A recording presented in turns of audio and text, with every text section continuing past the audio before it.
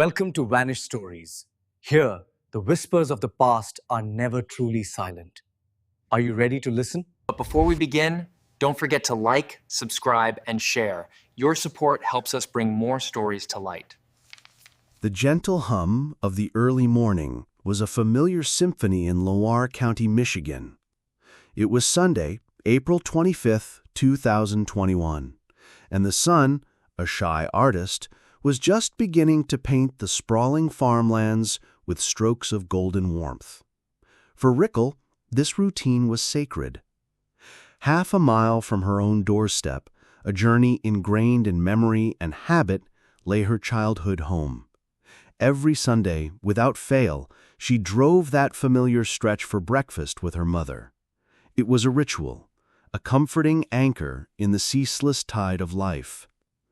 But some anchors, once thought immutable, can suddenly drag. This Sunday would not be like the others. This Sunday would shatter the ordinary and rewrite Rickel's world forever. As her car crunched onto the gravel driveway, an unseen hand seemed to tighten around Rickel's heart. A chill, unbidden and sharp, pierced the morning calm. Something was profoundly, terribly wrong. Her mother's Cadillac, a gleaming Sentinel, sat undisturbed in the garage. The Hummer, usually a restless beast, was parked at the farm office, a silent guardian down the road. Both cars were present, yet the vibrant, indispensable Dee Warner was nowhere to be found. "Mom?" Rickel's voice, usually strong, now wavered, a fragile whisper swallowed by the empty air. No answer. A rising tide of dread propelled her through the house, a place of countless memories now echoing with an unsettling void.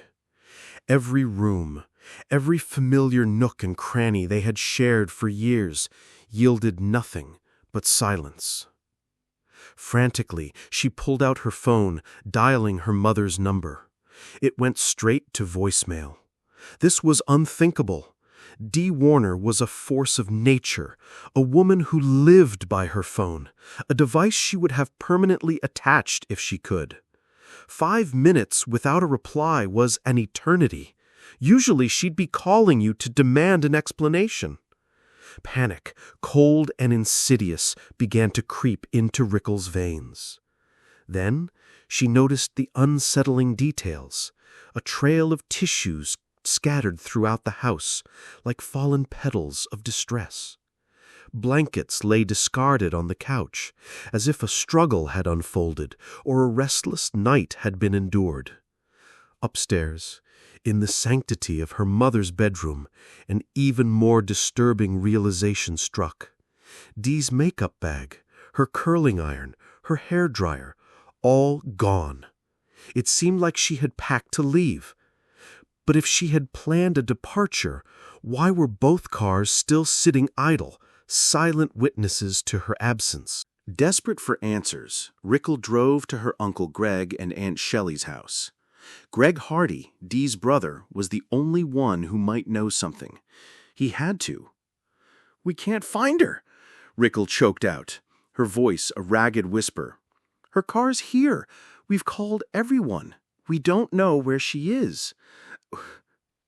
Greg, his face etched with immediate concern, dialed his sister's number. Dee always answered his calls, without exception. This time, the phone simply rang and rang, a hollow, mocking sound. He sent a text. Still nothing. For the first time in any of their lives, Dee Warner was truly, utterly lost. Rickel and Aunt Shelley, propelled by a shared growing terror, climbed back into the car. They scoured the rural Michigan roads, a frantic search for any flicker of Dee's presence. Every friend's house, every business, every conceivable place she might have gone, they checked them all. When they finally returned to the Warner farm, the unfolding nightmare deepened. More troubling signs emerged. Dee's passport was missing. Her phone, too. But then, a detail so alarming it eclipsed all others. Lena, Dee and Dale's 9-year-old daughter, had spent the night at her cousin's house. Dee hadn't come to pick her up. She hadn't even called to check on her. This was the most terrifying revelation of all. Lena was Dee's shadow, her constant companion. They were inseparable. Dee Warner would never, ever leave Lena behind, especially not with Dale. As the sun began its slow, melancholic descent, casting long, unsettling shadows across the farm, Zachbach, another of Dee's 4 children from her first marriage, arrived. His first instinct was to check the security cameras in the farm office.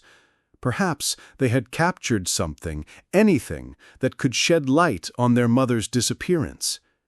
He scrolled through hours of footage from that morning. Nothing. He never saw his mother walk to the office. He never saw her drive away. It was as if Dee Warner had simply, impossibly, vanished into thin air. By late Sunday afternoon, the chilling truth solidified. This wasn't just unusual. It was deeply, catastrophically wrong.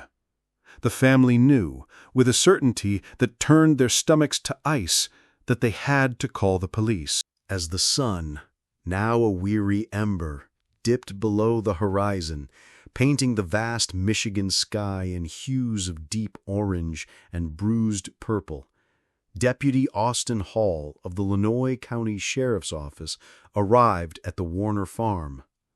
The air, thick with unspoken fears, seemed to hum with the family's palpable anxiety. Amidst this rising tension, Deputy Hall found Dale Warner, Dee's husband of 15 years, a figure of disconcerting calm. He was out in the fields, the massive fertilizer sprayer a silent, metallic companion, diligently working as if the world hadn't just been turned upside down. Dale's composure struck the deputy as unnervingly placid, almost unconcerned, for a man whose wife had vanished without a trace. He recounted to Deputy Hall that he had last seen Dee that very morning, around 6 a.m. She was, he claimed, asleep on the couch, her snores a comforting rhythm in the quiet house. He had texted her before heading out to work, but received no reply. Well, her hair curler's gone, her hair dryer's gone, her makeup bag is gone, Dale explained, his voice even. I went and seen all that stuff gone. I wasn't real concerned. He had an explanation for everything, a ready narrative for Dee's perplexing disappearance. He told the deputy that Dee had been deeply upset the night before, following a heated argument with 2 employees from their bustling trucking business. This wasn't unusual, he implied. Dee had a history of leaving when she was angry, a volatile spirit that would eventually cool, bringing her back home. But one detail, a shard of information in Dale's carefully constructed account, snagged in the deputy's mind. Dee, he said, had left her wedding ring on his desk in the office before she vanished. A detail Dale offered almost as proof of her intentional departure, yet he admitted she had never done such a thing before. Then came another peculiar revelation. She's got a second phone, Dale volunteered, an almost conspiratorial tone in his voice. It's a secret phone that she doesn't know that I know she has it. When pressed for the number, Dale claimed he didn't have it. Dale Warner painted a portrait of Dee as an unstable woman, prone to dramatic exits when life didn't bend to her will. Yet, to those who truly knew Dee, Warner, this description was a stark, jarring mismatch with the vibrant, tenacious woman they loved. Dee and Dale Warner were more than just husband and wife. They were formidable business partners, orchestrating 3 thriving companies from their sprawling farm. There was the trucking business, Dee's domain, which she managed with a fleet of about 15 employees. There was the farm itself, a fertile expanse dedicated to growing crops. And then a chemical company, a vital supplier of fertilizer and seed to other farmers. Of these three enterprises, the trucking company stood as the undisputed powerhouse, and it was Dee who commanded its operations. She was the engine of the office, managing drivers, navigating the complex world of customer relations. It was not a role for the faint of heart. Some farmers, steeped in tradition, resisted dealing with a woman, especially one as young and striking as Dee. But Dee Warner was forged from tougher steel. She was direct, unwavering, and possessed an unshakable resolve. She articulated her expectations with clarity, and she never, ever backed down. Those who worked alongside Dee described her as remarkably generous and relentlessly hardworking, yet also a woman who demanded, and rightfully earned, respect. She had sculpted this trucking business from the very foundation, brick by painstaking brick, and her pride in its success was immense. Yet, the relentless demands of the business brought with them an almost constant undercurrent of stress. Conflicts with employees were frequent, disputes over schedules, routes, and finances a regular occurrence.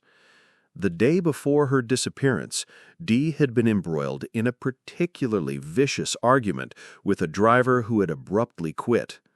The fury of the encounter had been so intense that she had texted her employee, Stephanie Vocal, asking how to block the man from the company's Facebook page.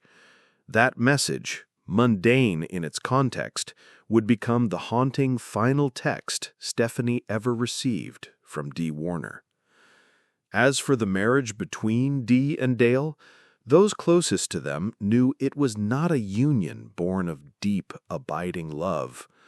Dee's family held the belief that she had married Dale for his sharp business acumen, his ability to help her achieve the financial success she so fiercely desired. Dee reveled in life. She loved to dress up, to go dancing, to escape on cruises. Dale, by contrast, was a creature of work, quiet, often distant, especially from Dee's children from her first marriage. When he did engage with them, his words often carried a subtle sting, probing their insecurities, designed to inflict a quiet hurt. The marriage, a brittle thing, had been teetering on the brink for years. But what Dale did not know, what he could not have anticipated, was that Dee had finally reached her absolute breaking point. The day before Dee vanished, a subtle yet profound shift occurred within her. Her children, attuned to their mother's emotional landscape, noticed it immediately. Yes, she was upset, her anger still simmering from the conflict with the driver. But this time, her rage held a different quality, a chilling calm, an unnerving resolve. Dee Warner had made a decision, a monumental one. She was going to end her marriage to Dale. She was going to sever all ties, even if it meant selling the trucking business, the very empire she had painstakingly built from the ground up, just to escape him. She was weary of the endless fighting, exhausted by the relentless stress, utterly drained by a marriage that had become an unbearable prison. That Saturday night, Dee planned to deliver the news to Dale. Their life together, as they knew it, was over. Her children would later learn that Dee had been contemplating divorce for months, but a profound worry had held her back. The thought of splitting custody of their daughter, Lena, with Dale. The idea of leaving Lena alone with him, even part-time, was a torment she couldn't bear. But something had changed her mind. Perhaps she had concluded that any alternative was better than remaining in this suffocating marriage. Perhaps she had found a way, a desperate plan to shield Lena. Whatever her strategy, she was finally ready to act. Dale informed the police that he and Dee had indeed fought that Saturday night. According to his account, she had accused him of bad-mouthing her to the very employees she'd been arguing with. The conflict, he said, continued when he returned home that evening. "You don't care about me. Nobody cares about me. And what does it matter if I'm even here?" Dale recounted to investigators, quoting Dee's desperate words. These, he claimed, would be the last words anyone would ever hear from Dee Warner. When the family gathered on that agonizing Sunday to search for Dee, a troubling pattern emerged. Dale had offered each of them slightly different versions of the night before, a fractured narrative that stirred unease. To Greg Hardy, Dale had claimed Dee was suffering from a debilitating migraine. She was lying on the floor, he said, so he gave her a massage. She then drifted off to sleep, and he carried her to the couch around 12:30 a.m. When he awoke at 6 to 6:30 a.m. to leave for work, she was still there, contentedly snoring. But to Zach, Dale painted a different picture, confessing they'd had a really big fight the night before. And to Rickle, Dale minimized it further, describing it as just a little fight, nothing serious, adding that Dee was simply mad and wouldn't respond to him. Why the disparate stories? Why couldn't Dale maintain a consistent account of the last night he supposedly spent with his wife? Then there was the wedding ring. Dale had conspicuously shown the ring to Dee's family members that Sunday, almost as if presenting it as irrefutable proof of her intentional departure. But Greg Hardy knew his sister. That ring, a substantial piece of jewelry, was worth as much as $40,000. If Dee were truly leaving Dale for good, she wouldn't have simply abandoned it. She probably would have thrown a Molotov cocktail in the house on her way out, Greg remarked, his voice laced with grim certainty. A week after Dee's disappearance, Greg, fueled by a relentless drive, organized a massive search of the farmland surrounding her home. Approximately 50 dedicated volunteers scoured 600 to 700 acres on foot, their eyes scanning for any glimmer of a sign. They found nothing. Dale made an appearance at the search, riding a four-wheeler, but he remained conspicuously detached, merely observing from a distance. Greg couldn't shake the unsettling feeling that something was deeply amiss with Dale's behavior. "I was getting these, call it a gut feeling if you like, whatever you'd call it, but I was very suspicious of his mannerisms," Greg later confessed. 6 weeks after Dee vanished, Greg's suspicion had festered into something far stronger, a conviction he could no longer ignore. He decided to confront his brother-in-law directly. He asked Dale point-blank about his thoughts on the investigation into his wife's disappearance. "Well, it could be a little faster, but I think they're doing a good job," Dale replied, his tone unchanged. It was then that Greg's composure finally snapped. "You know what? You're a liar," he seethed at Dale, "and I'll get you." It was a promise Greg Hardy intended, with every fiber of his being, to keep. Believing Dale had a hand in Dee's disappearance was one thing. Proving it was an entirely different, colossal challenge. The Michigan State Police and the FBI had deployed extensive resources, conducting large-scale searches across the Warner properties. They had interviewed Dale multiple times, painstakingly examining every scrap of evidence they could unearth. Yet the vast, silent farmlands offered no sign of Dee Warner, neither alive nor dead. The earth seemed to have swallowed her whole. 10 agonizing months after Dee vanished, Shelley Hardy was watching television, her mind still consumed by the relentless void in their lives. An episode of 48 Hours flickered onto the screen, featuring an investigator named Billy Little. Little spoke with authority about a case where a woman had disappeared, her body never found. His words, sharp and defiant, cut through Shelley's grief. You don't have a body. You don't get away with murder because you're good at disposing of bodies. Those words struck Shelley like a bolt of lightning, electrifying her resolve. She immediately called her husband, Greg, urging him to watch the episode. "Get me that guy's number," Greg declared the moment he heard Billy Little speak, a flicker of desperate hope igniting within him. Billy Little was a Missouri-based attorney and investigator, a specialist in the most challenging of cases, those where the victim's body remained stubbornly unfound. He had navigated dozens of similar mysteries, intimately understanding how to construct a murder case without the most crucial piece of evidence, the victim herself. When Greg called, Little, sensing the raw determination in Greg's voice, agreed to travel to Michigan to lend his expertise. "Maybe you'll find the body, maybe you won't," Little told them with a pragmatic realism. "But don't sit around waiting for Santa Claus to come. You got to solve this case." Little arrived in Lenoir County in the spring of 2022, wasting no time. He tirelessly interviewed potential witnesses, walked the properties where the family believed evidence might lie hidden, and deployed drones to meticulously scan thousands of acres of farmland for any elusive clue.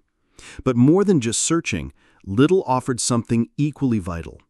He helped the family understand how to exert continuous pressure on Dale Warner, how to keep Deanie's case alive and burning brightly in the public eye. Part of Little's strategy was what he termed psychological operations. He and Greg wanted Dale to feel the unyielding weight of their investigation, to know that they would never give up, that his every move was being scrutinized. Greg paid for a stark billboard that read, "Help Dale Find D." He strategically placed it at a major intersection near the Warner farm, a silent, sarcastic accusation that the truckers from Dale and Dee's company would encounter every single day. The message was intentionally ironic. Neither Greg nor Little believed for a second that Dale was genuinely trying to find his missing wife. They organized impassioned rallies and solemn vigils. They launched a powerful social media campaign, Justice for D, drawing widespread attention. They pushed relentlessly for the Michigan State Police to take over the case from the county sheriff's office, convinced that the state police possessed superior resources and invaluable experience. All the while, their own independent investigation pressed onward. Little delved deeper into the troubled marriage between Dee and Dale. He uncovered a history of frequent, bitter arguments over money and confirmed that Dee had been actively planning to leave Dale and sell the trucking business. This was not a happy marriage, a marriage of endless love, Little concluded, his voice unwavering. The more he learned, the more his convictions solidified. Dee was dead, and Dale was responsible. "The evidence that she's dead is the absence of evidence that she's alive," Little explained. "No surveillance cameras, no electronic signature, her phone's not found, her bank accounts were never accessed, cash wasn't taken from the house, even the ring. She didn't even take that." In August 2022, the Michigan State Police officially assumed control of Dee's case. With their enhanced resources, they began to probe Dale's story with renewed intensity. In December 2022, they brought Dale in for another interview, pressing him harder on the minutiae of that fateful last night with his wife. This time, Dale revealed something new, a detail he hadn't shared before. He claimed the argument with the former employee was partly about Dee taking money from the business. Dee said he called her out and said, "I know what you've been doing. You've been taking this money. You've been doing this." And she'd been had. She couldn't hide it anymore, Dale told investigators. Yet, despite his claims, police found no evidence whatsoever that Dee had actually stolen any money from their shared businesses. Meanwhile, Greg and Billy Little continued their relentless, unyielding search for physical evidence. Greg and Billy Little, undeterred by the lack of official findings, identified several properties that struck them as deeply suspicious, places where Dale might conceivably have hidden Dee's body. There was an old farm property roughly 3 miles from the Warner home that Dale owned jointly with Dee. 6 months after she vanished, a fire had inexplicably consumed an old farmhouse that once stood there. Neighbors, whispering their fears, told Greg they suspected Dale had set the blaze. Police had investigated the site, but found nothing conclusive in the ash and rubble. Then there were the fields Dale farmed near Rickles' house, and other properties 2 towns over to which Dale had unfettered access. There are so many places, Greg lamented in frustration. On a sprawling farm with access to heavy equipment and powerful chemicals, the grim possibilities for disposing of a body seemed endless. Then, on November 21st, 2023, 2.5 agonizing years after Dee Warner disappeared, the call finally came. Dale Warner was under arrest for the murder of his wife.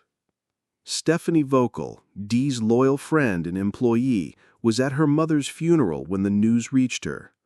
"I fell to my knees at the funeral home," she recalled, tears in her eyes. "I was just so happy." Dale was formally charged with murder and entered a plea of not guilty. Even with the arrest, Dee's family knew that the hardest battle still lay ahead. Proving murder without a body, the ultimate missing piece of evidence, would be an enormous, daunting challenge. "My fear for getting past a preliminary hearing was probably a 1 out of 10, Billy Little admitted, ever the realist. "My fear of getting a conviction at trial is probably an 8 out of 10. On May 1st, 2024, more than 3 years after Dee vanished, her family gathered at the Lenoir County District Court for Dale's preliminary hearing. The weight of their hopes rested on Judge Anna Pfau, who would decide if there was sufficient evidence to send the case to trial. Dale's defense attorney, Mary Chartier, immediately hammered on the glaring, undeniable problem at the heart of the prosecution's case. "There is no body, there are no body parts," she declared to the court, her voice echoing the obvious. "Whether Miss Warner is dead is something that the government needs to prove." But prosecutor Jackie Wise was determined to demonstrate that, while a body was absent, so too was any shred of evidence that Dee was still alive. Witness after witness took the stand, each testifying that they had not seen or heard from Dee since April 24, 2021. Her friend, Stephanie Vocal, recounted how she had looked into getting a second phone for Dee, as Dale had claimed, but stressed that they had never actually purchased one. Detective Daniel Drewer testified that on the day her mother disappeared, she had seen distinct tire tracks by the back of the house, leading directly up to the sliding glass door. The prosecution powerfully suggested these tracks were left by Dale, using the farm's front-end loader to remove Dee's body from their home. Security video further corroborated this, showing Dale operating that very piece of equipment at 7 a.m. on the morning Dee vanished. Dale predictably had an explanation. He told police he thought he had used the loader to drive back to the house to retrieve his worksheet for the sprayer around 6:30 a.m. The security videos, he maintained, were consistent with his movements that morning. The defense emphasized repeatedly that there was not a single shred of physical evidence proving Dale had harmed his wife. No murder weapon, no blood, no forensic evidence of any kind. If he murdered his wife, where on earth is Miss Warner? Chartier challenged the judge, her question hanging heavy in the courtroom air. On June 7, 2024, Judge Anna Pfau returned to court, her decision in hand. She spoke first about Dee Warner as a person. Dee Warner was a woman with a big heart and a temper. She cared for her children and grandchildren and employees. The judge stated there was nothing in the extensive evidence to suggest Dee would intentionally disappear, especially not from her children. Judge Pfau was unswayed by Dale's claims of a secret phone or a mysterious pickup. These statements were not supported by any facts or evidence in this case, she declared.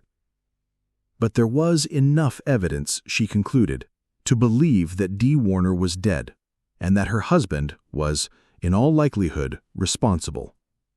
There is probable cause that Dee Warner died by homicide at the hands of the defendant, Dale Warner, Judge Pfau announced.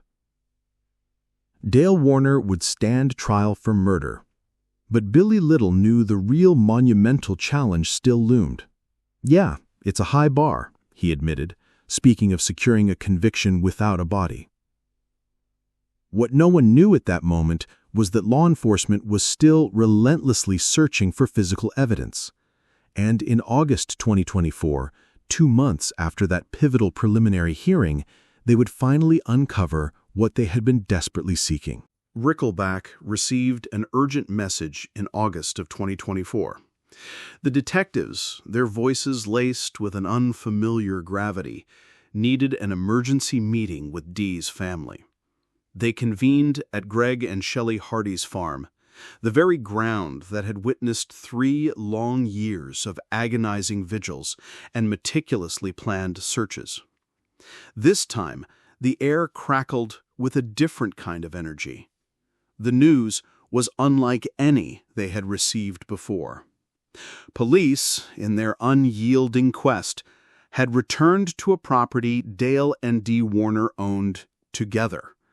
From its desolate grounds, they had removed a massive industrial metal tank, typically used for storing fertilizer.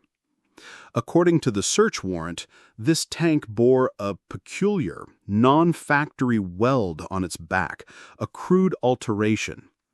A sign, stark and chilling, was affixed to it: "Out of service, do not fill." When investigators carefully scanned the interior of the tank, a wave of sickening realization washed over them. They had found it, the unimaginable, what they had been searching for tirelessly for all this time. "It was my mom," Rickle choked out, her voice fractured by an overwhelming wave of grief and shock. "Well, it was a body in a tank." Within days, the grim confirmation arrived. Authorities officially identified the body discovered within that cold, metallic tomb as Dee Warner. Her death, irrevocably, was ruled a homicide. For 3 agonizing years, police had scoured the earth, digging through fields, peering into dark wells, meticulously examining every conceivable burial site.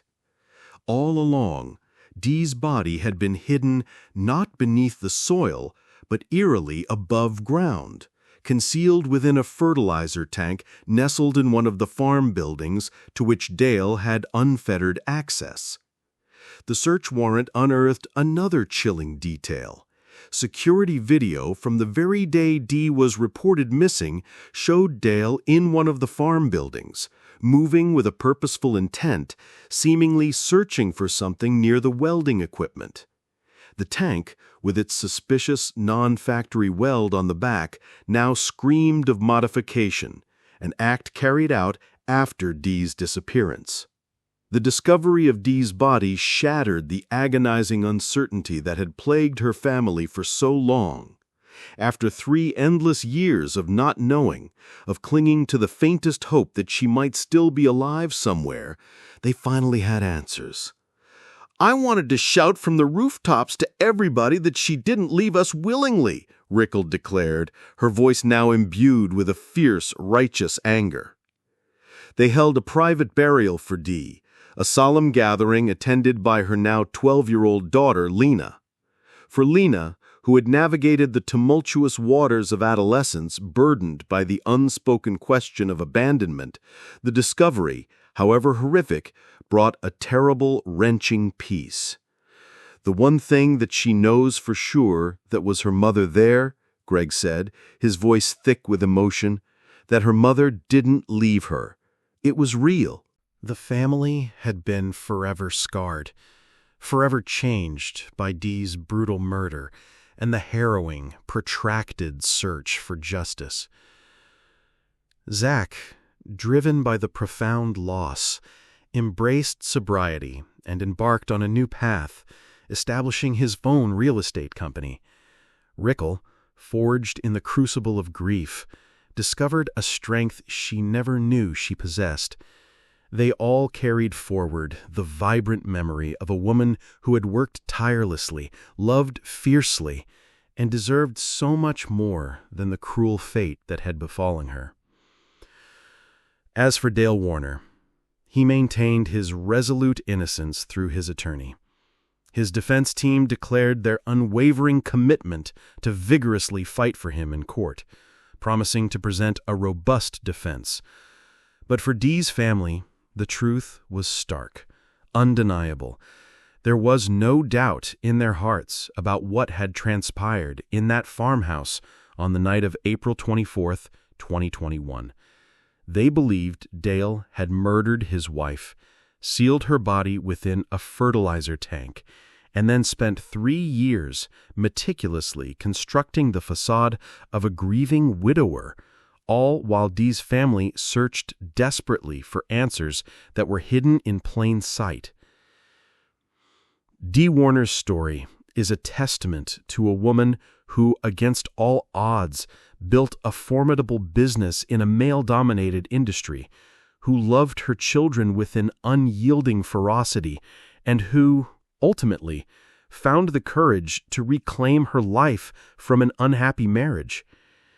But it is also a chilling chronicle of the dark consequences that arose when she finally sought to take control of her own destiny. Her children will grow up carrying the profound knowledge that their mother did not abandon them. She was brutally taken from them by someone she had trusted implicitly, someone who shared her bed, her business, and her dreams for a future that was violently stolen. My mom would have been there for everything, Rickle mused, her thoughts drifting to the grandchildren Dee would never meet, the celebrations she would never attend, the phone calls that would forever remain unanswered. In the end, Dee Warner's legacy transcends the successful business she meticulously built, or the children she lovingly raised. It is perhaps most profoundly the story of a family that refused to surrender, that fought with unyielding tenacity for 3 long years to unearth the truth, transforming their profound grief into an unwavering determination and their unbearable loss into a relentless quest for justice. Dale Warner's trial was scheduled for September 2025. Whether he would ultimately be convicted remained an open question. But one truth, as immutable as the Michigan farmlands themselves, was certain. Dee Warner's family would never cease fighting for her, never stop seeking justice for a woman who deserved to live the life she was finally ready to claim as her own. The fertilizer tank now rests in evidence storage, a grim, silent monument, a stark reminder of how a marriage built on the foundations of business success culminated in unspeakable tragedy. But for those who loved Dee Warner, she will be remembered not for the horror of how she died, but for the vibrant strength with which she lived, with unwavering determination, with boundless love, and for the family that never stopped believing she was worth fighting for. Thanks for watching. We'll uncover the next mystery together in the next Vanished Story.